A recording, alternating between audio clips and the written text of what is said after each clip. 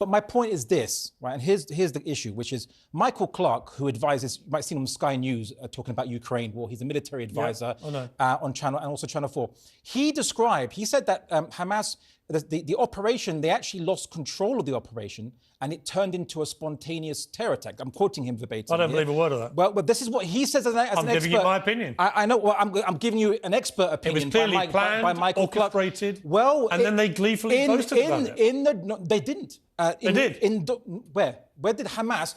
Do you know that quotation? You see no Hamas people that day gloating about it? Are you watching the videos? Yes, I did. Did you watch that Hamas spokesman? You quoted that Hamas spokesman on TV. Yeah. Did you see what he said about the attack? He said that there was no order to target civilians. What many people... we know they did. A general consensus of analysts have shown that there was looters that came out of Gaza who were not part of Hamas. So my simple question... It's criminal. My simple question is this. Was it a terror attack? Anyone who killed civilians, should be condemned and reprehensible.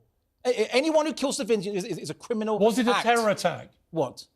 October the 7th. And when I asked you, you said, what defines a terror attack is that you target civilians, right? You've had the definition from Dilly. Yes, OK, you target civilians, right?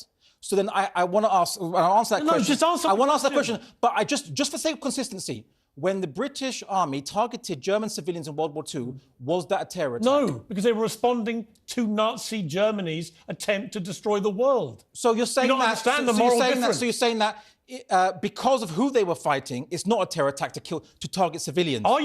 Is that what you're saying? We have to wrap this up. I'm asking... Because I only want consistency from you. I'm saying there's no moral equivalence between us defending ourselves against Nazi Germany, who committed a Holocaust that killed... In fact, they killed 12 million people. Did Britain launch war on Germany because of the Jews? Huh? Did Britain declare war on Germany for the sake of Jews? Britain declared war on Germany. Did Winston Churchill, in his ultimatum to Hitler, did he say, stop persecuting Jews? Do you know why? Because at that time, anti-Semitism was so rife that people didn't care about the plight of the Jews. It was only afterwards, after they discovered the death camps and so on and so forth. Don't pretend that the Allies launched this war for the sake of Jews. I didn't say that. Anti-Semitism We only discovered the full horror of the then. concentration camps towards the end of the war. We did it to save our democracy and freedom. And the idea there's any moral equivalence. What are the Palestinians doing? Listen, the idea is any moral equivalence is ridiculous. But let me come back one more time before we finish to my simple question. Was what happened on October the 7th a terror attack?